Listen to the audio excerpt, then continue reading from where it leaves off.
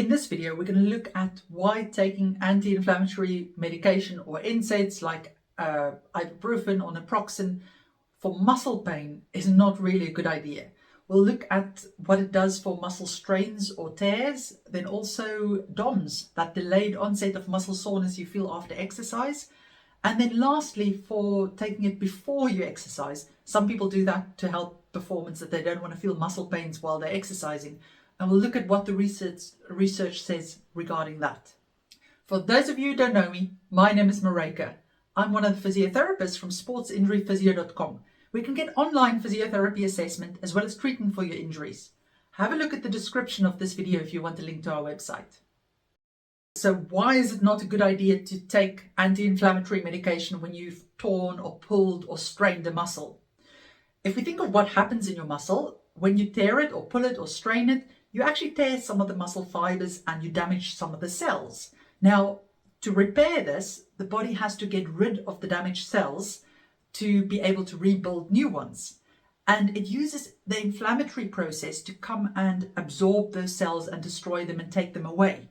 So if you're taking anti-inflammatory medication during that first period where you require inflammation to get rid of the old cells, you actually affect the whole cycle of how well your body can repair that damaged area. And there is research that suggests that if you take anti-inflammatory medication in that first period of a muscle strain, that you can affect your healing. So the current advice is to try and avoid any strong anti-inflammatory medication like Ibuprofen or Naproxen when you've torn a muscle. If it's really painful and you can't stand the pain, speak to your physio about, or your doctor specifically about using ice for pain management. But also your doctor can perhaps prescribe you something like paracetamol, which is not as strong as Naproxen or Ibuprofen and won't have such a big effect on it. Now, anybody who's done a hard training session will know what DOMS feels like. That's the typical pain that you don't feel any pain while you're exercising. You just know that it was a hard session, a good session. And then by the middle of the next day, you start thinking, whew, now I can feel my muscles. And it usually progressively gets more and more sore and more stiffer in the 48 hours after that. And sometimes it may even last for up to 10 days if you've really overdone a session. What the research shows is if you're going to take anti-inflammatory medication to help prevent and decrease that pain that you feel from DOMS, you actually, and you do that often after each training session, you end up not actually getting the strength gains that you would normally get from your sessions. Why is this? It's because you've got to remember, when we exercise, the body accumulates micro damage. Now, it's absolutely normal, and that's what we're looking for. You're looking to stimulate the body to rebuild itself stronger. So if you then take anti-inflammatories after a training session, again, you're interfering with that cycle of how the body takes away the old cell debris and build new ones. So you're messing with that repair cycle. And that's why if you do it often after training sessions, you end up not getting the same strength gains. So it's not very dangerous to take it, but why on earth would you take it if it's going to stop you from actually getting the gains from the session that you've just done? So if you feel that you have a lot of muscle soreness after a session, things that's been shown to help decrease DOMS or the pain you feel from DOMS is massage as well as foam rolling, and icing can help a little bit as well. So possibly try those things rather than taking anti-inflammatory medication. Then some people use anti-inflammatory medication before they do a bout of exercise, typically before they do endurance exercise, to decrease the pain they feel during the event. I often get people who are about to run a marathon, for instance, tell me that, no, I'm going to take some medication before I do it.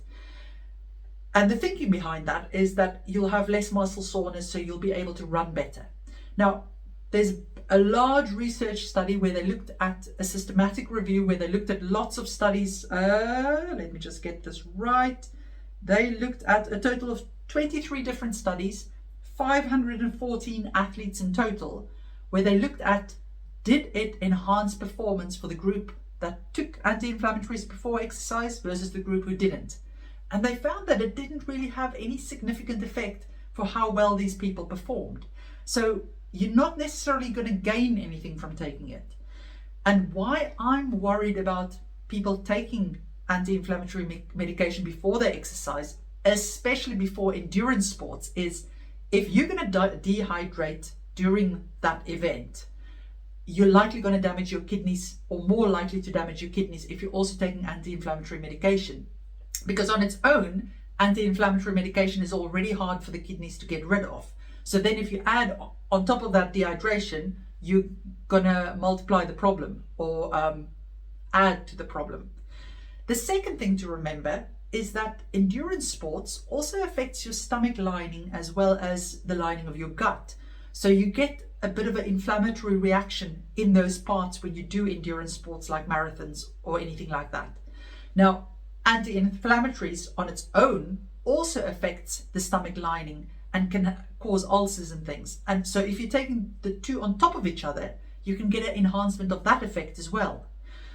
So honestly, rather than make sure that you train properly for your events and suck up the discomfort that you feel during the event, because there's very little evidence, or the evidence doesn't show that you're actually going to gain anything from taking anti-inflammatories before you do it, and you're more likely to cause yourself trouble if you do take them.